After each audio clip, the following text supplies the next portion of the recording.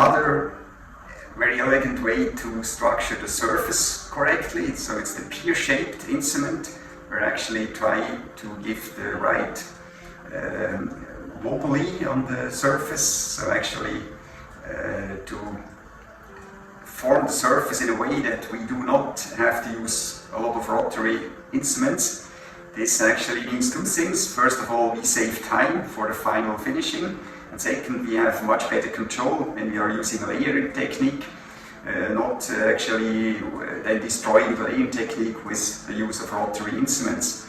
So finally, I would recommend spend more time with these elegant instruments and spend less time with rotary and polishing instruments. So it helps to keep the control and to achieve better results, high quality within a shorter amount of time.